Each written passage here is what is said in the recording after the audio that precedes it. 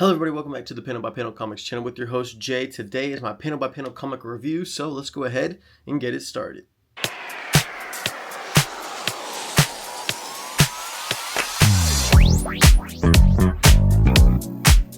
Before we get too deep into this video, if you enjoy comic book content, then you have come to the right place. Go ahead and hit that subscribe button for everything comic book content, from reviews to vlogs to my top 10 books for the week. Everything Monday through Friday I post, just missing out on Thursdays, but if you love comic book content, then you have made it to the right place.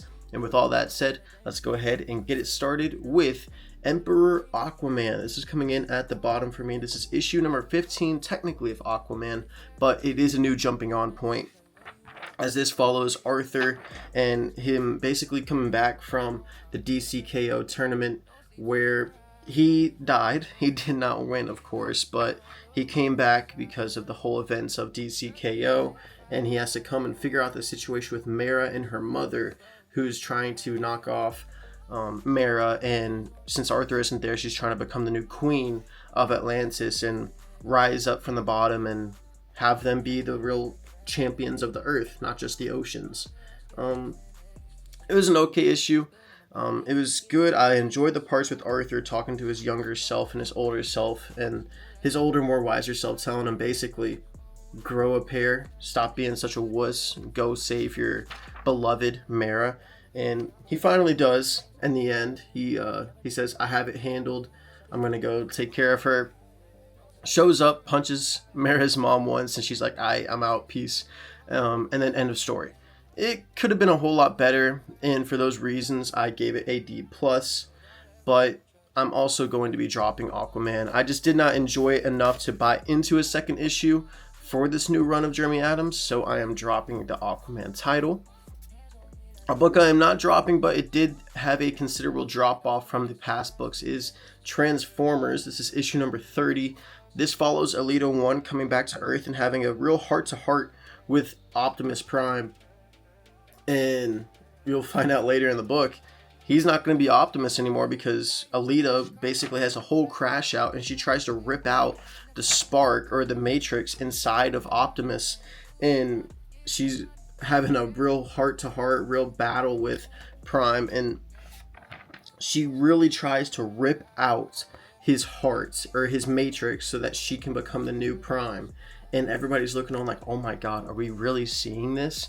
And everybody knows, at least on the Autobots, it's not given with force, it is with privilege and basically awarded to the next Optimus, or the next Prime rather. So Alita 1 becomes the new Prime because she basically had a hissy fit over him being on Earth and not taking care of people on Cybertron, not really focused on his own home planet anymore. So we get Alita Prime.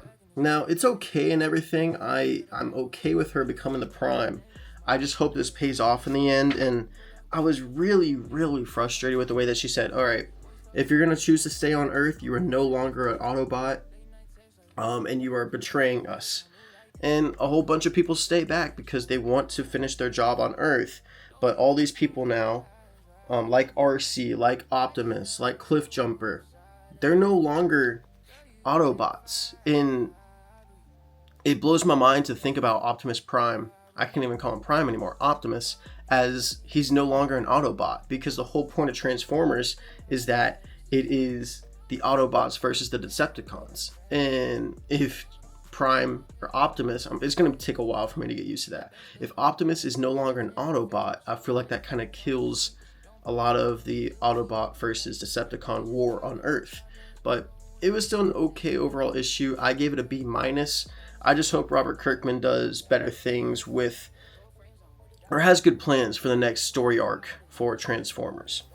A book I thought that got started really well and had me really enjoying it was Supergirl. This is book number 11 for Sophie Campbell. She does the art and does the writing as well. We have Kara go off to Kandor so that she can go help Laura, or Lesla, I always forget her, Lesla, who was her friend on Earth. They were initially enemies, and then once they got to know each other, they became friends.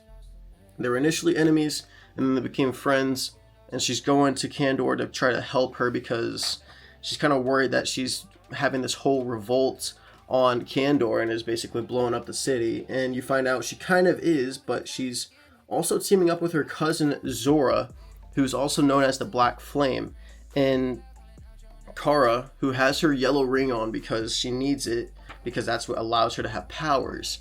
She meets the Black Flame, and we kind of see that she's probably more likely manipulating Lesla into thinking that this is the right thing to do, but she beats the living crap out of Kara after Lesla pulls off the yellow ring of Kara, and she kind of loses her strength and a lot of her powers because she needs that ring to retain her powers in Kandor. And we see Zora beat the crap out of Kara and push her off a cliff to a fate that we do not know. We do see this masked figure hiding out under a cave. Maybe he'll jump out and save her, but Supergirl was really solid. I ended up giving Supergirl number 11 a B.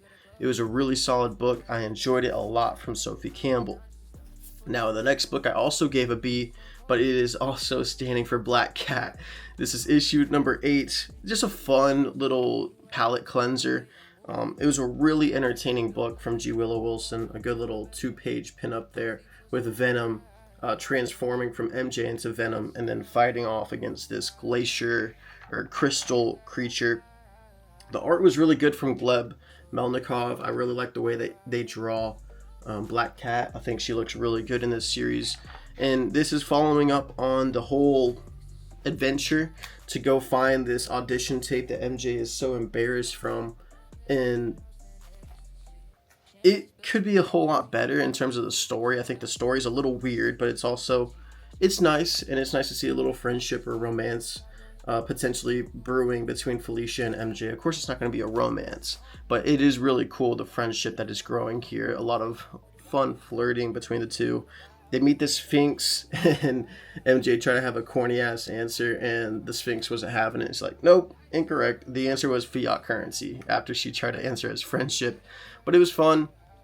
Felicia finds this little mystical object that kind of attracts her to it. It almost looks like it put her in a trance. It was found in this place called You Store It, and it's in this negative zone, and people, or Felicia and MJ, think that their audition tape could be in there, but who knows if it was. They got a little bit sidetracked, so we'll see what happens with Black Cat number 9 and 10, but Black Cat number 8 was a solid B for me. Next, another Marvel issue that contains Venom. It's Venom issue 255. This is part 3 of 9 of the Death Spiral event.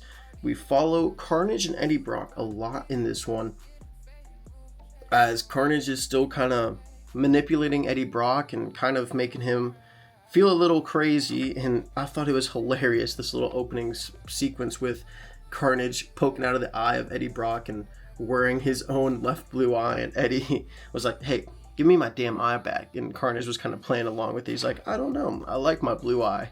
So that was a little fun sequence. We see Peter and MJ as Venom go into the bar with no name. Haven't seen this in quite some time, so I always enjoy going back there.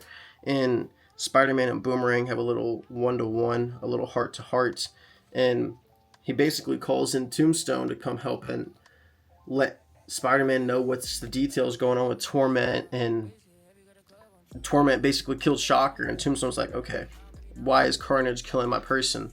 And they're like, oh crap, it's Carnage. So then they go looking for Carnage, and Carnage is also looking around, and he kind of figures out, holy crap, he kills families. That's the connection. He picks his victim and then he kills his way to them. Starts with the most distant relative and works in.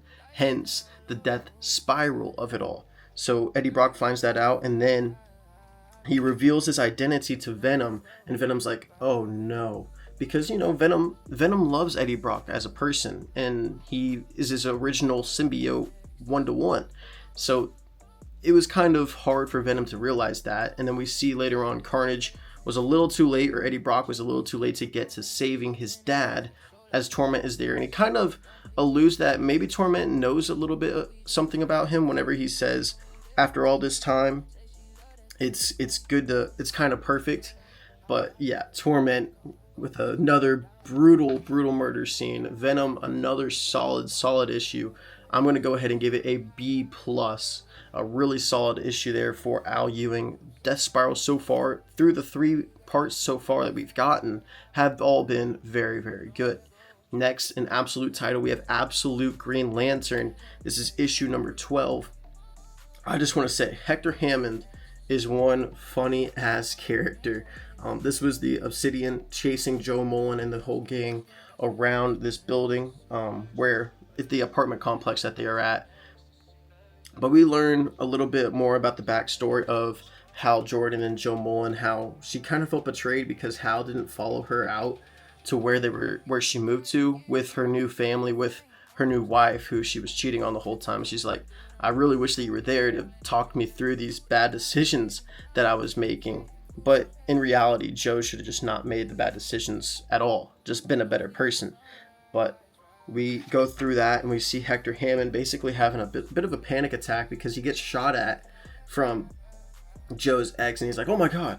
And they're like, oh my god, you need to calm down. What's happening? Are you okay? And he's like, I just got shot at and it ricocheted off my face, so it looks a little weird for me. And he's not wrong. But we later on see the Obsidian character follow all of them, and Joe has a really sick moment of transforming into the Green Lantern character, and she looks so cool. I think it looks great. But then we also see Pink Lantern show up out of nowhere, but you'd be surprised, he was there the whole time. It was actually Hal Jordan, who is the Star Sapphire, which I did not see coming. I thought that was really cool. I really enjoyed that. And we see that there was a character inside of the Obsidian. His name is Todd Rice. So Hal Jordan releases him from the Obsidian character, and Hector Hammond can no longer control this Obsidian character because he's not there. And then we see the Green Lantern, the big old ring that landed on Evergreen, come back, and then Tomar Ray showing up like, hey, I'm going to go kill Mogo. Y'all want to show up?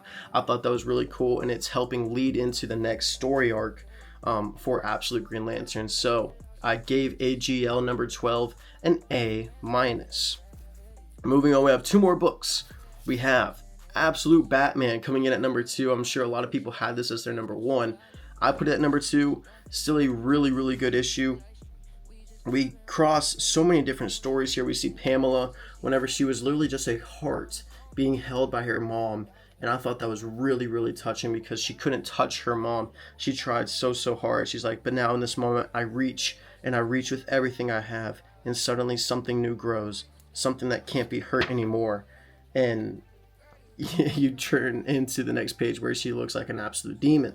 But I thought that was a very touching point for Pamela and her characters, just socializing about, I couldn't even touch my mom whenever I was a heart. I just wanted to be close to my mom. And these people, Grimm, all these Arc M people, they took me in and were just doing tests on me, treating me like an animal. And she basically felt disrespected, and she's trying to get the allegiance of Batman to go after Grimm. And Batman, he's like, I don't do that. I don't kill people. I don't do this and that. And you also get more storylines of Martha, Bruce's mom, going to the Court of Owls. And you see that the Court of Owls aren't the rich, powerful people that they are on the main timeline. In the real DCU, in the Absolute Universe, the Court of Owls, they are the poor fighting warriors that Martha was apparently a part of, and they're like, hey, you shouldn't have contacted us, that broke our oath, yada yada. We also get a one-on-one with Bruce and Gordon, who is technically his mom's new boyfriend, and he's talking to her, or talking to him, and he's like, my daughter taught me this thing. And she basically said, trying to figure it out. But anyways, he found out that Bruce is Batman. He knows. And so what Barbara's advice was, whenever he was talking to her, she said, Dad, a tree grows tallest when you care for its roots. And he's basically telling Bruce, you got to care for yourself in order for you to grow as a person. And we get Pamela basically... she retreats, she concedes, she surrenders after Bruce is like, hey, you got to stop doing this or else I'm going to have to blast you with this sound wave. And she concedes, yet he still does it. and he's kind of breaking that moral code, and he's like, yep, she told me to evolve, and I'm evolving. So we'll see what happens with Batman. I really enjoyed it. You kind of saw him go to his other friends, like Harvey, like Oz, like the Riddler, and then you cut to them like, oh my gosh, why is he there again? But it's not him. It's either somebody else or there's nobody there. Basically implying that Bruce doesn't care about them anymore. He's only focusing on himself. He's caring for his roots. Like I keep wanting to call him Professor Gordon, like Jim Gordon said. So Absolute Batman issue number 18, I gave an A, but it was not my pick of the week. My pick of the week is another DC title. It's Bleeding Hearts, issue number 2. This was such a good book from Denise Camp and Stephen Moran. It was so touching. Just from the very start, you see Kara caring for her baby and also giving birth in this zombie apocalypse with her husband Solomon. Just talking about death is me pushing in the back of an abandoned Oldsmobile with Solomon lost between my legs, doing his level best not to panic as he guides the head. It is earthy, musky, sexy, metal, hint of feces. And then you see her kid named Rabbit get pushed out, and we keep having these flashbacks with Solomon and Kara, and she feels that Solomon is the one that's carrying her up the stairs, but in reality it's Poke after he knocked them out, both Rabbit and Kara, and he's carrying her up the stairs. And then he sets her down and he goes and is trying to find some stuff for them to look after. But going through this story, you see so many sad flashbacks that Kara has had to live through in this apocalyptic world. She's basically talking about, like, my head's still swimming, I'm still here, but I'm also back there. The night after Solomon had when it was just us, and it felt like we were the last 2 people left alive on Earth. Holding her in my arms, not sure how was going to. And she basically starts crying because we all know Solomon gave his life to protect Rabbit and Kara. And it was very sad. And they go through the school. She's like, do you think there are other kids here? Rabbit says, and she's like, I'm not sure, but it's pretty obvious that there are no kids there. And Poke went and found a whole lot of toys, and he was trying to give them back to Rabbit because he knows he's a kid, they want the toys. And while Rabbit and Kara are kind of investigating the school or trying to find a way out, they're like, oh no, I lost Flip. I can't do anything without Flip. And it's basically her little toy that she has, a little rabbit toy that she has. She calls it Flip Flop, short for Flip, or she calls it Flip, short for Flip Flop. And Kara basically says Solomon, the dad, had sewn it himself, if you can believe it, with a tiny needle and thread. He was always making things for her. Flip had been there for her when Solomon, after he died. Flip had been there when Sol couldn't be. She always calls him Sol, short for Solomon, of course. He was there for her in Camden after the flesh-eating toddler with no skin and the zombie human centipede. He was there in the field of mass suicides and the cannibal commune. He was there when she caught her first fish, started her first fire, and shot her first chalker through the brain with an arrow. After me, Flip is the only family she has left. And it's so sad. But then you see that Rabbit runs into Poke while he's trying to find these Kara and Rabbit and give them all these toys that he found. And Kara's like, run, Rabbit, go, run. And then we see that Poke had Flip, and he was trying to give Flip back to Rabbit. And Rabbit is very confused, She's like, Flip? Or she is very confused. And then at the very end, she goes to touch the little flower growing on his head, and she says, I think he's friendly.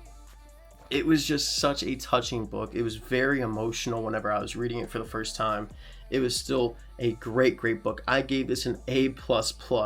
Bleeding Hearts, a huge success for Denise Camp. But guys, let me know down in the comments what was your favorite book you read this week in March 11th, 2026. But remember, guys, always keep flipping those comics panel by panel, reading them panel by panel. And I'll see you guys in the next one. Have a great rest of your day.